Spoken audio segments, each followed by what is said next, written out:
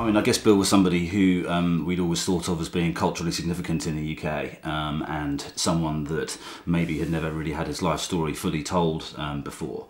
So it seemed like that was a subject which was a really interesting one and ripe for re-examination. We've got around 100 hours, but we found out more recently that there's even more than that. Wow. What's interesting is that there are lots of overlapping performances, so his material evolved. Although he was prolific, it evolves relatively slowly. So you see the same routines done in slightly different ways again and again.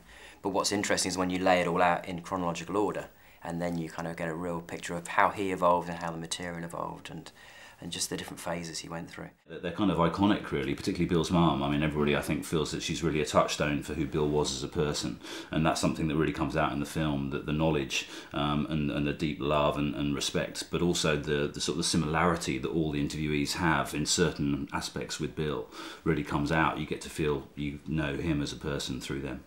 But what happens is when you're interviewing people, very quickly you dive in deep straight away, and you get to know people so quickly.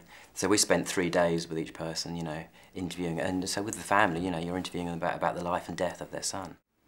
I was, like a lot of people in the late 80s, early 90s, I was a student and had kind of come across Bill, just heard about him. He was this kind of whirlwind who'd sort of come over from the States and had ripped up Edinburgh, and was someone that suddenly everyone was very aware of. I discovered him, long after he died.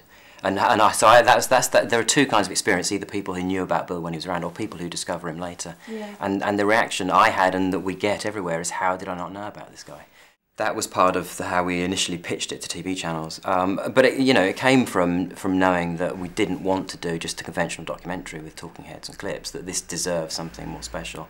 We also knew that there were hundreds and hundreds of photos of Bill. Bill was one of those people who kind of had a sense that he had a life that would want to be explored, not because of arrogance, but just because of what he was doing, and that he felt that he knew instinctively it was something that people would be wanting to explore, and we were lucky enough to come across that treasure trove.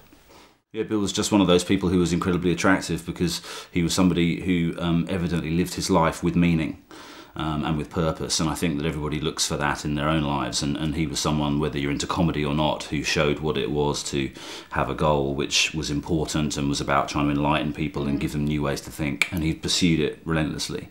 So I think that's a really interesting takeaway from it. It's not just about whether you know comedy or not, it's actually about what it means to live a life with meaning, which I think is something that everybody's looking for.